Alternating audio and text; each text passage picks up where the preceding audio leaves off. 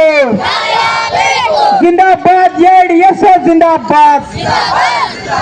ಭಗತ್ ಸಿಂಗರ ದೇಶದಲ್ಲಿ ಶಾಲೆ ಮುಚ್ಚಲು ಬಿಡುವುದಿಲ್ಲ. ನೇತಾಜಿಯ ದೇಶದಲ್ಲಿ ಶಾಲೆ ಮುಚ್ಚಲು ಬಿಡುವುದಿಲ್ಲ. AIDSO ವಿದ್ಯಾರ್ಥಿ ಸಂಘಟನೆ ಹಲ್ಕಟ್ಟಿ ಗ್ರಾಮದಲ್ಲಿ ಸರ್ಕಾರಿ ಶಾಲೆಗಳಿಗೆ ಮೂಲಭೂತ ಸೌಕರ್ಯ ನೀಡಿ ಅಭಿವೃದ್ಧಿಪಡಿಸುವಂತೆ ಆಗ್ರಹಿಸಿ ಪ್ರತಿಭಟನೆ ಮಾಡಲಾಯಿತು. ಈ ಪ್ರತಿಭಟನೆಗೆ ಆಗಮಿಸಿದ ಹಲ್ಕಟ್ಟಿ ಕ್ಲಸ್ಟರ್ ಸಂಪನ್ಮೂಲ ವ್ಯಕ್ತಿ CRC ಹೀರಾಬಾಯಿ ಅವರು ಮನವಿ ಪತ್ರ ಸ್ವೀಕರಿಸಿದರು.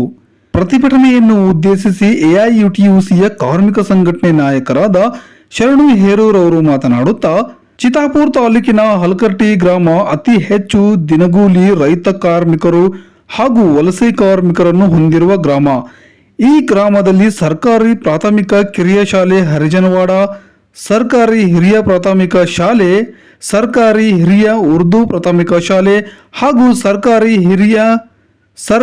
ಕಿರಿಯ ಪ್ರಾಥಮಿಕ ಶಾಲೆ ಗುರುಜಿ ನಗರ ಶಾಲೆಗಳಿದ್ದು, ಈ ಶಾಲೆಗಳು ಮೂಲಭೂತ ಸೌಲಭ್ಯಗಳಿಂದ ವಂಚಿತವಾಗಿವೆ.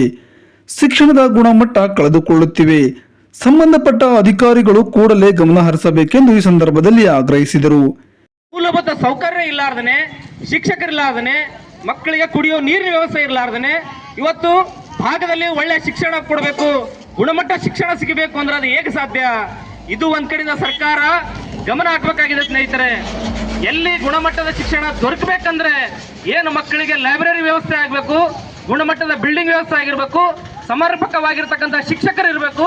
ಇದನ್ನೆಲ್ಲಾನು ಕೂಡ ಇಲ್ಲಾರ್ದೇನೆ ಇವತ್ತು ನಮ್ಮ ಶಾಲೆಯಲ್ಲಿ ಮಕ್ಕಳಿಲ್ಲ. ಹಾಗಾಗಿ ನಾವು ಅದನ್ನ ವಿಲೀನ ಮಾಡ್ತೀವಿ, ಅದನ್ನ ಮುಚ್ತೀವಿ. ಅದಕ್ಕೆ ಮುಚ್ಚಿಗೆ ಏನ್ ಮಾಡ್ತೀವಪ್ಪ ಅಂದ್ರೆ ದಂಡ ಕೊಟ್ಟಿಗೆ ಮಾಡ್ತೀವಿ ಅಷ್ಟೇನೆ. ಇಲ್ಲಪ್ಪ ಅಂದ್ರೆ ಏನೋ ಕುಡುಕರಿಗೆ ಒಂದಿವ್ಸ ಜಾಗ ಮಾಡ್ಕೊಡ್ತೀವಿ, ಕುಡಿರಪ್ಪ ಹಾಳಾಗಿರಿ ಅಂತೀವಿ. ಅದನ್ನ ಬಿಟ್ಟು ಆ ಬಿಲ್ಡಿಂಗ್ ಅನ್ನ ನೀವೇನು ವ್ಯವಸ್ಥೆ ಮಾಡ್ತೀರಿ? ಸರ್ಕಾರ ಇದ್ರ ಬಗ್ಗೆ ಯೋಚನೆ ಮಾಡ್ಲಾರ್ದೇನೆ ಇವತ್ತು ಎಲ್ಲಾ MP ಗಳು ಶಾಸಕರು ಅವರವರ ಸಂಬಳಗಳನ್ನ ಏರ್ಸ್ಕೊಂಡ್ಬಿಟ್ಟಿದ್ದಾರೆ. 50,000 ಇದ್ರು 1 ಲಕ್ಷ ರೂಪಾಯಿ ಮಾಡ್ಕೊಂಡ್ರೆ, 1 ಲಕ್ಷ ಇದ್ರು 2 ಲಕ್ಷ ರೂಪಾಯಿ ಅವ್ರ ಸಂಬಳಗಳು ಜಾಸ್ತಿ ಮಾಡ್ಕೊಂಡ್ರ.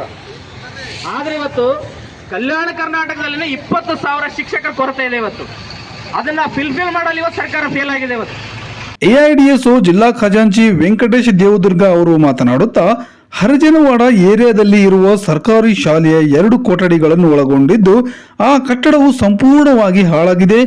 ಮಳೆ ಬಂದರೆ ಮೇಲ್ಛಾವಣಿ ಕುಸಿದು ಬೀಳುವ ಸ್ಥಿತಿಯಲ್ಲಿದೆ.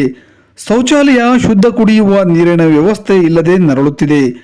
ಸರ್ಕಾರಿ ಹಿರಿಯ ಪ್ರಾಥಮಿಕ ಶಾಲೆಯ ಕಟ್ಟಡವು ಕೂಡ ಸಂಪೂರ್ಣವಾಗಿ ಶಿಥಿಲಗೊಂಡಿದೆ ಹಾಗೂ ಕುಡಿಯುವ ನೀರಿನ ಸೌಲಭ್ಯದಿಂದ ವಂಚಿತವಾಗಿದೆ. ಸರ್ಕಾರಿ ಕಿರಿಯ ಪ್ರಾಥಮಿಕ ಶಾಲೆ ಗುರುಜಿನಗರ ತಾಂಡಾ ಹಾಗೂ ಸರ್ಕಾರಿ ಹಿರಿಯ ಪ್ರಾಥಮಿಕ ಶಾಲೆ ಹಲಕಟ್ಟಿ ಶಾಲೆಯಲ್ಲಿಯೂ ಕುಡಿಯುವ ನೀರಿನ ಶೌಚಾಲಯದಂಥ ಸೌಲಭ್ಯಗಳಿಂದ ಹಿಂದುಳಿದಿವೆ.